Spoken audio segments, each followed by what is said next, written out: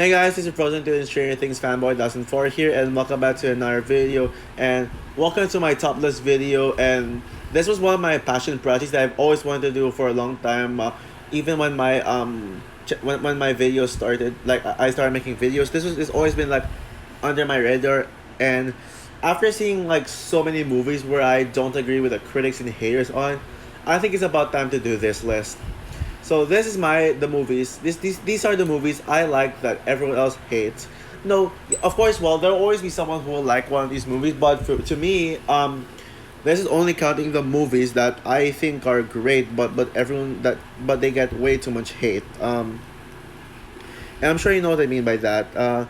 Now, I know I usually like rank movies based on like my overall rating on it and my overall rating, but when it comes to this kind of movies, I'm placing them like based on how underrated they are, or like how much hate they get, like and how much I don't understand, like how much I understand the least amount of hate. Like I'm sure what I mean by that. Yeah, everyone knows that I'm a very controversial person. I've always had like a lot of controversial opinions. Yeah, opinions that have triggered a lot of people, and yeah, opinions were like I don't agree with the critics because I like to have different opinions that stands out. But of course, well, I'm not trying to be controversial just for the sake of being controversial. That's really who I am. I judge movies differently. I see movies differently from everyone else, from others. So yeah, time for me to do this list. So yeah, now okay. Well, now let's get the list started. First, with five honorable mentions in no order. No order. So yeah, first honorable mention: Doctor Strange in the Multiverse of Madness. This is actually I actually just rewatched this a few days ago, and this is nowadays my favorite movie of 2022, and nothing's gonna top it. And Yeah, this movie is actually close to make the list. It barely missed the list, and this movie does have its fans, but at the same time, this movie gets way too much. This movie is overly hated. I don't get the hate. Next up is Avatar. Yeah, I mean, everyone's hating this movie now, despite being the highest grossing movie of all time. It deserves an honorable mention, even if it's not really on the list. Next up is the world is not enough. Yeah, world is not enough. I think enough said that this movie is underrated. Not much else to say. Um, Jurassic World Dominion, my favorite, still my favorite in the Jurassic World trilogy, but it's nowhere near as good as the first one. Don't get me wrong, and it does have flaws. And last but not least, The Amazing Spider-Man 2. Yeah, I know all my most of my subscribers hate this movie with a brain passion, but come on, it's not the worst Spider-Man movie. That goes to Spider-Man 3. So yeah, now let's get the top 10 list started. Starting off the list at number 10, we have Thor Love and Thunder. Yeah, Thor Love and Thunder is the most underrated Thor movie. I think it still holds up on rewatch. And yeah, I know like many people were excited for this because Taika Waititi was returning to direct it, and he directed Thor Ragnarok, which I think we can all agree is the best Thor movie ever made. Way better than the overrated Thor 1. And but at the same time, people were skeptical about it because they think that Jane Foster being Mighty Thor was going to be a woke, yeah, so-called woke SJW move for Marvel. But yeah, but seriously, when the movie came out in theaters back in July, people tore this movie to shreds. Yeah, and they literally some people a lot of them even went as far as calling this the worst Thor movie, and some people went as far as calling this the worst MCU movie in general. And the reason why it's at number 10 is because I can see the hate for it. It could have been better, as this is the weakest film in Phase 4 so far. But it's still great, and that shows that Phase 4 is the best MCU era yet, or just my personal favorite. There will be other Phase 4 movies higher in the list, but Thor: Love and Thunder is definitely one of those overhated MCU movies. And yeah, and man, they take this movie way to the extreme, and I think it's just really annoying that people seriously need to chill about this. It's just a movie, people, and And also like attacking people who like this movie, please just go away. And yeah, Thor. Yeah, I just really had a blast with Thor: Love and Thunder. It's not a film that's not meant to be taken seriously. Yes, of course there are some there is some issues. And like what I said, it's the weakest MCU Phase 4 film, but it's I just have a lot of fun with it. I just love Thor's chemistry with Jane. Yeah, Jane Foster, aka Mighty Thor, absolutely steals the show. Probably Natalie Portman's best performance as the character, even though it doesn't reach the standards of her in Black Swan. Love Gorda God Butcher. I thought he's gonna be a terrible villain, but I was surprised by it. I really like have a kick out of the action scenes. It's just so much fun, and yeah, it's just a blast. It's fun. There's nothing really mind blowing about it. Nothing really blew me away. But for what it's worth, I like this movie, and I'd love to rewatch it soon. So yeah, Thor: Love and Thunder starts the list. Coming in number nine is Star Wars: The Last Jedi, my favorite Star Wars film in the sequel trilogy. Even if I still prefer Rogue One as my favorite Disney Star Wars film, Last Jedi is close, and I prefer this over Force Awakens and especially Rise of Skywalker. Yeah, Ryan Johnson is a genius, man. Like I think this movie absolutely I think this movie is just genius, like from based on the fact that it's different. And no, I'm not loving this film just because it's different. I mean Ryan Johnson gave like such a brilliant direction, like such a new take. It feels like a fresh new take on Star Wars. I love like how he changed direction instead of just playing it safe. Yeah, this movie takes so much risks. Yeah, I absolutely adore the redemption arc storyline of Luke Skywalker. Mark Hamill gives his best performance as Luke. I think Ray was at her best in this. I wanted to love Ray a lot more because I admit, yes, I actually do have a crush on Ray. She is like one of my big Star Wars crushes, but she's not that good of a character. I don't buy her being a Jedi without training, and I especially don't buy her being all the Jedi and being Rey Skywalker and Rise of Skywalker. But in this movie, she actually feels like a normal person. Like, and that's why I love Rey. She feels normal. She doesn't I don't find her overpowered or anything.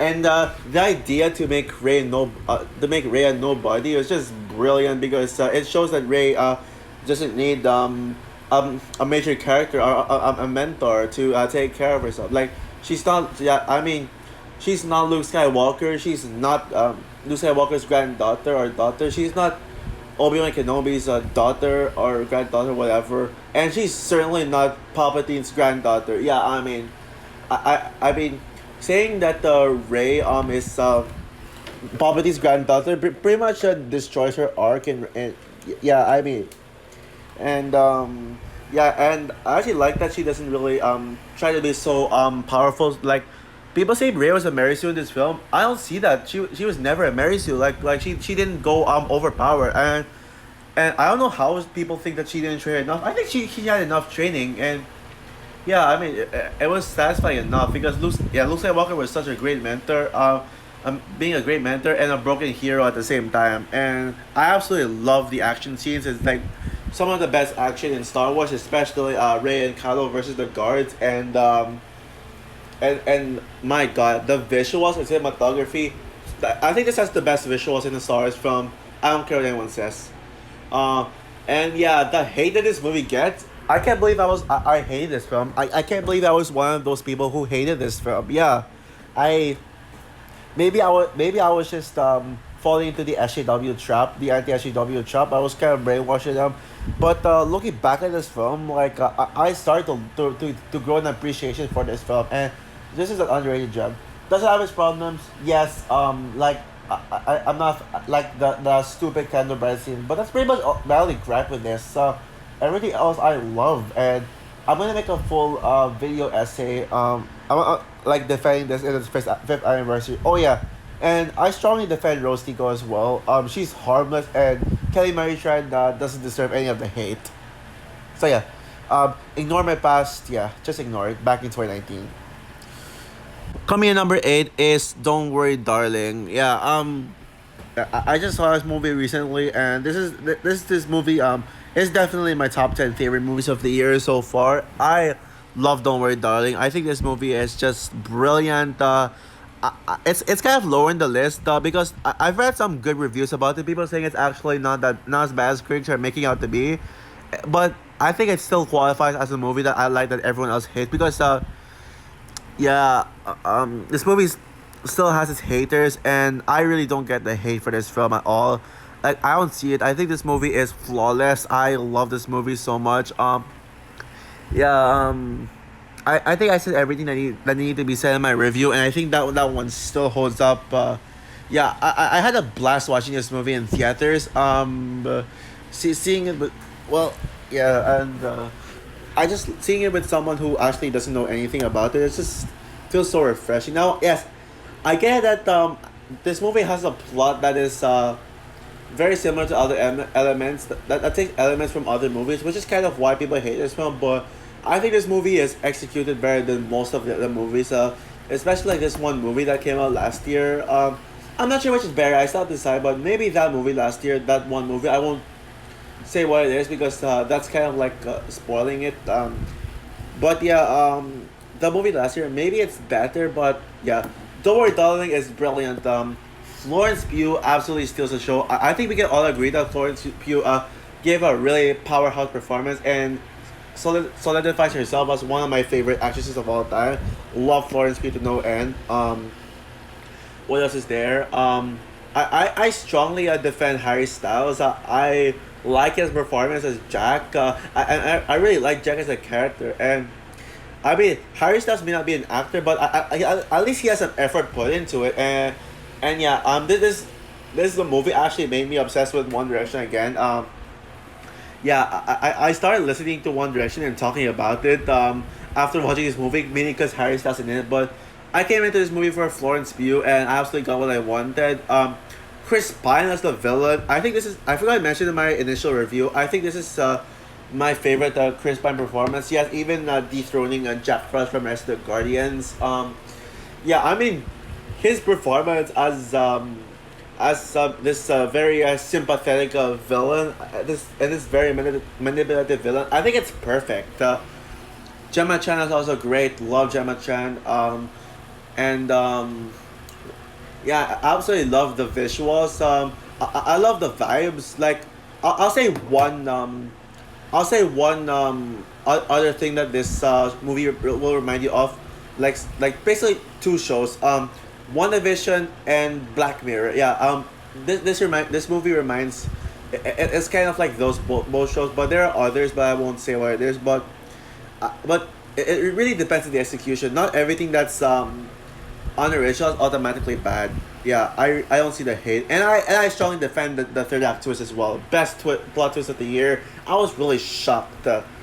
Um, Coming in at number seven is the most overly hated animated film and the most underrated Pixar film, Brave. Yeah. So yeah, I know many people hate Brave because it won the Oscars over Wreck-It Ralph.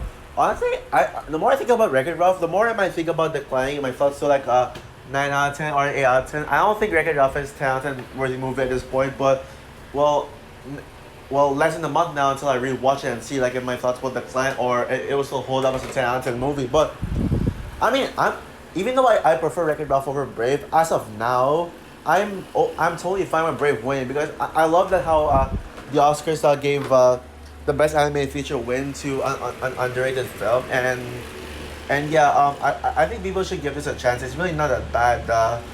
Yeah, just because it won the Oscars over a movie that you wanted to win doesn't mean it's bad. And But yeah, what I love about Brave is that is that it's a Pixar movie that felt like a Walt Disney Animation Studios movie. It's a Pixar movie that has a Disney princess, which is something we in more of.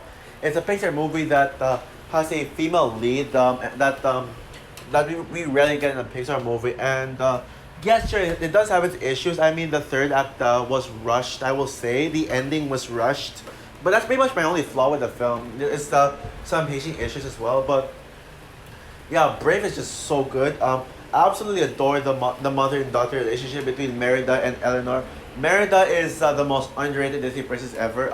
People say she's the worst Disney princess, but I like Merida. I mean, she can be unlikable, but that's because like the plot requires her to be, I guess. But I was able to feel for her. I was able to feel bad for her. Like for having a troubled life.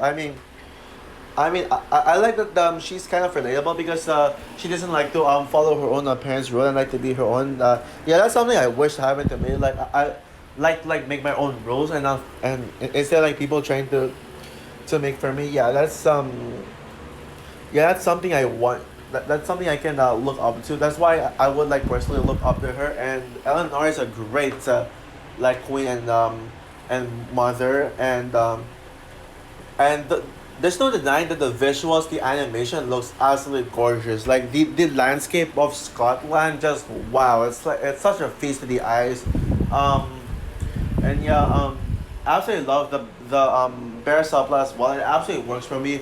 People say this is a rip off of Brother Bear, but I think this movie did the Brother Bear story better than Brother Bear, and but I think most people do like the first act where like Merida is still like doing her archery stuff before the bear stuff happens. But yeah, yeah, this movie is also this is also a mature movie. This is a dark and mature movie as well.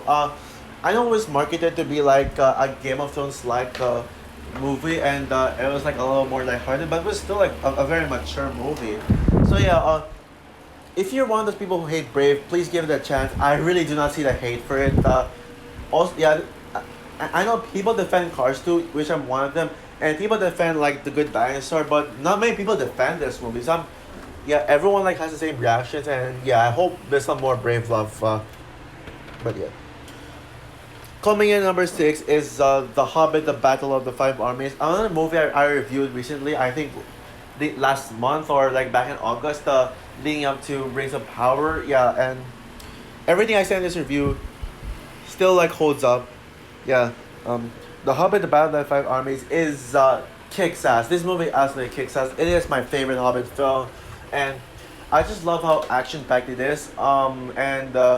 This movie is a very satisfying conclusion. Yes, I will agree. It is rushed, but I mean, no, not really rushed. I actually didn't think it was rushed. I mean, I love me some non-stop action, and this movie provides literally non-stop action throughout. And and this movie does have a perfect send off for Bilbo, like for Bilbo's adventures, like when like he gets to go home and write about his adventures, and then we see an older Bilbo, yeah, like setting up like being a perfect setup for Fellowship of the Ring, and I absolutely adore Thorin Oakenshield's development. He was the standout of this movie, and man, this movie really made me tear up. Like when the like the villain, I think Azorg, when he like killed off when Thorin dies, man, I really shed a tear. Yeah, even though Bilbo's my favorite character in this trilogy overall, actually no, not Bilbo or Thorin. Bard, Luke Evans character is my true favorite character in the Hobbit trilogy. Yeah, he's such a badass, and he defeated Smaug with this really powerful scene where like he uses his son at he uses his son's shoulder as a weapon, and really tells his son to don't be afraid, and uses his, and he shoots Smaug. Yeah, what a bold move. Yeah, Bard is the standout of this trilogy, which he was introduced in the first movie. Yeah, I won't go too much about it, but yeah, love this movie. It's so action packed, and it definitely doesn't deserve the hate. I mean, I take this any day over over the other two films. If I even prefer this over the Two Towers. Yeah, fine. Coming in number five is Black Widow. Yeah, Black Widow is another MCU Phase 4 film that I don't get the hate for. Unlike Thor: Love and Thunder, where I can see the hate for, this one I really don't get it. People are already called Phase 4 the worst phase in the MCU just by one movie. One.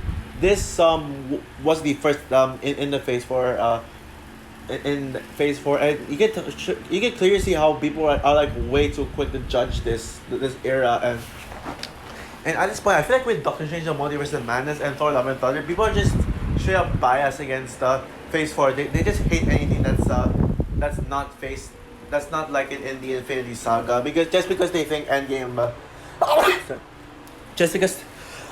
Sorry about that. I'm okay. I'm not sick. But back to what I was saying.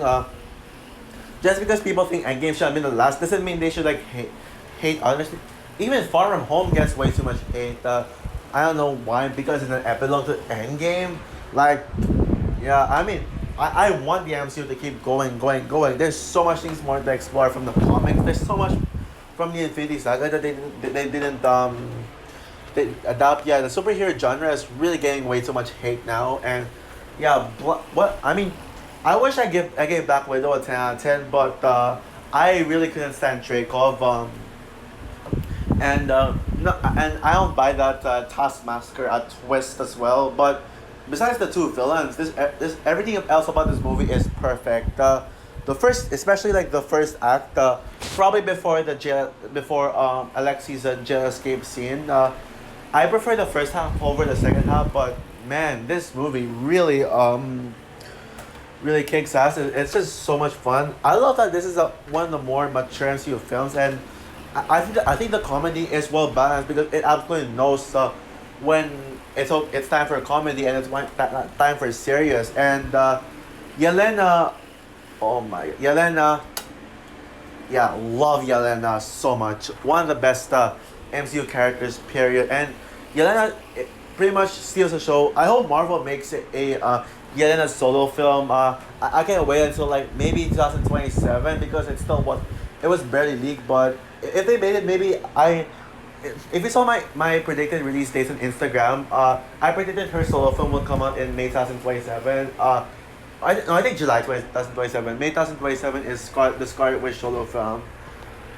But yeah, Black Widow. Like I just love this whole personal story of Natasha and seeing like how her family is like. Yeah, Black Widow solo film.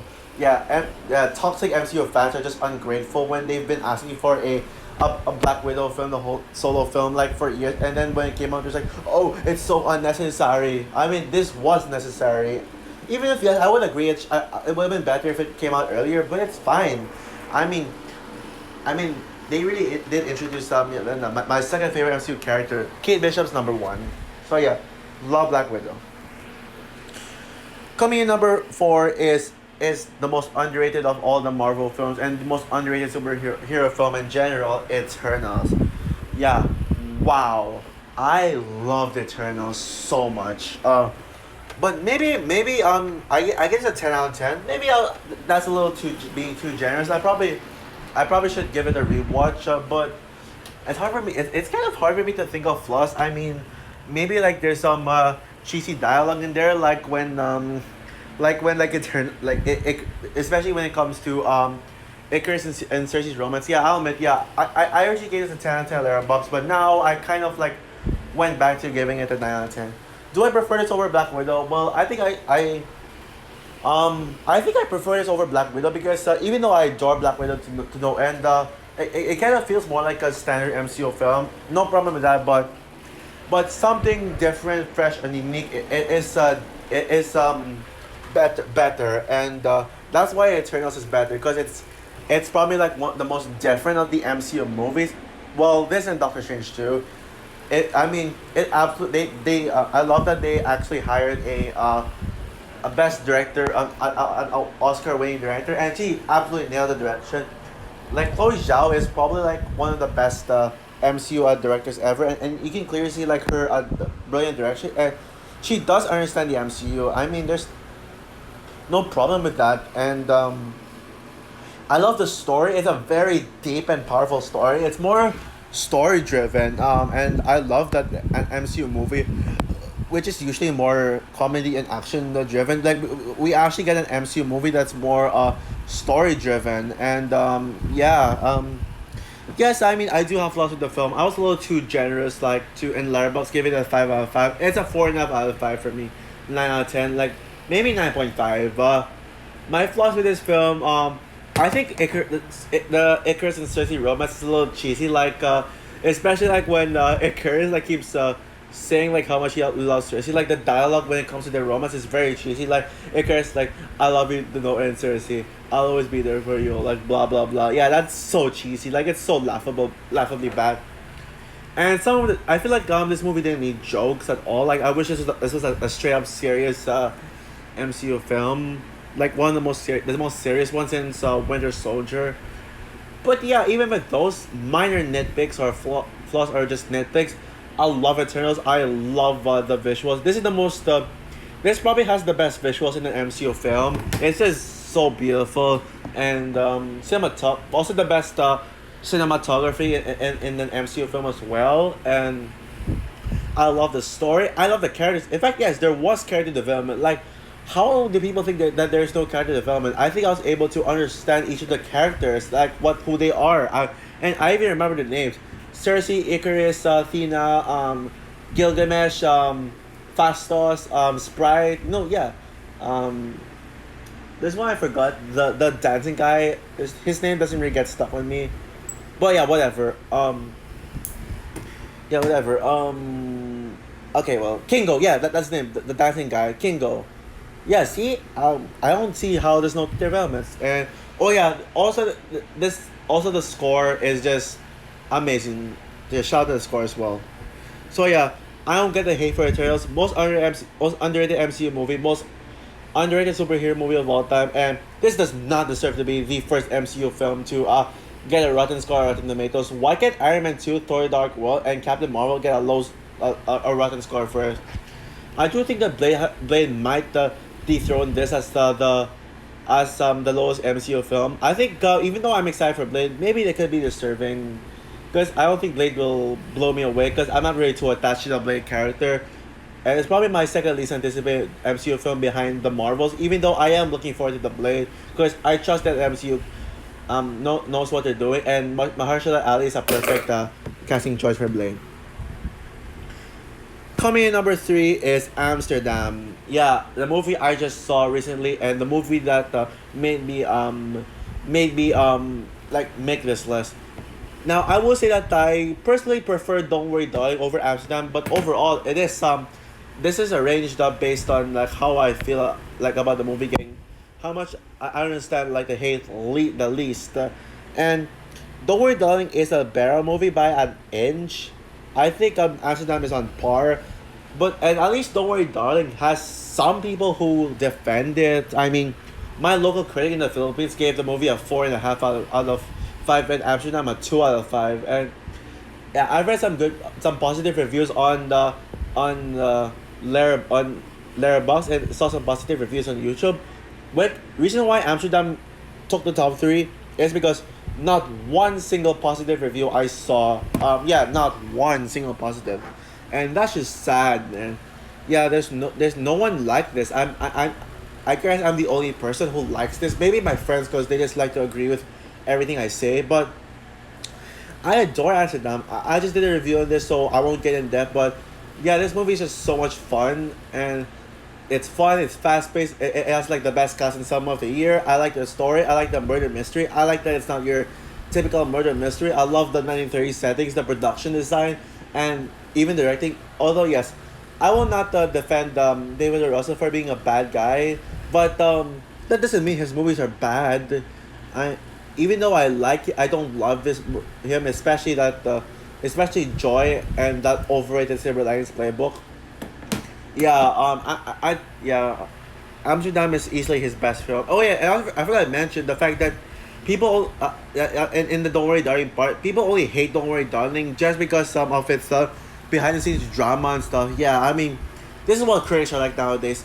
If a movie has behind the scenes drama, it's going to get panned. Yeah, I cannot wait to see Blade get panned by critics just because of its rewrites and directly leaving the project and all dramas. Yeah, coming in number two is Spectre. Spectre for the longest time was the number one movie I liked it, everyone else hates. Yeah, Spectre is a brilliant movie. It is still my second favorite James Bond movie behind of course No Time to Die. I mean, I actually never thought that I put Spectre at number two, but when I rewatched it last week, I think I always like I'm always given new appreciation for it every time I rewatch it. So yeah, and people say that Spectre is one of the worst Bond movies and say that it's the worst in the Daniel Craig era. Like, have you seen Quantum of Solace?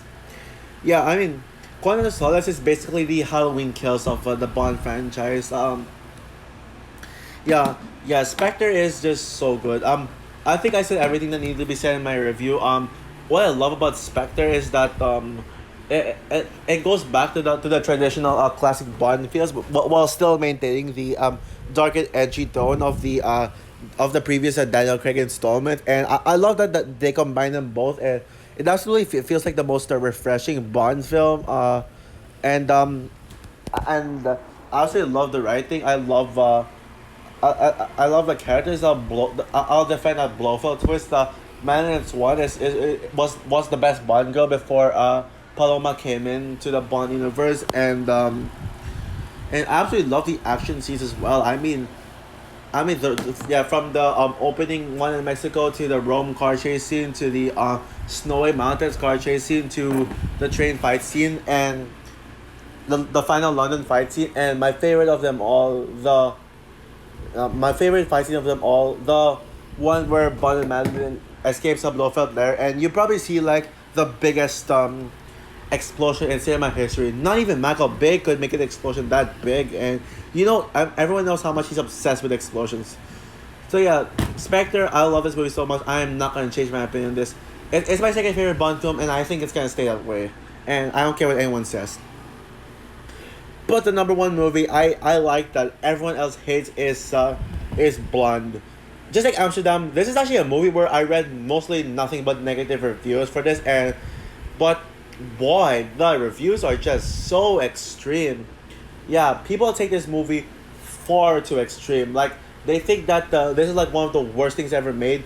People even say that this is the worst movie of the year, and some even go as far as saying that this is the year's cuties. Yeah, really, like or possibly say it's even worse than cuties. Yeah, yeah, I love Blonde so much. I actually rewatched Blonde this week, like earlier this week. I don't remember when, but I guess Wednesday. Oh yeah, last Wednesday.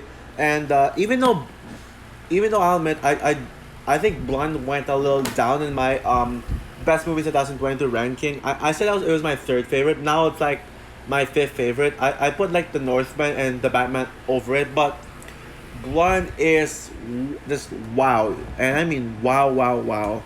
Um, First of all, like where do I start with this? I think I said everything that needs to be said. I mean, Ana de Armas gives an Oscar worthy performance as Marilyn Monroe. And it's definitely going to win my awards for best actress. No contest. It's her second best performance behind the Paloma. I love this new take on the Marilyn Monroe story. I mean, she didn't even need to be happy. Like, it didn't need to be a happy story. I love that they focus more on Marilyn Monroe's tragic life, and I absolutely love how unsettling this is. Considering that this is an NC-17 film, it's very like sexualized. Like Marilyn Monroe is very sexualized, and I never had a problem with that. And I actually really like the other characters as well, but none of them are close to Marilyn Monroe. And I really feel bad for her all the way through.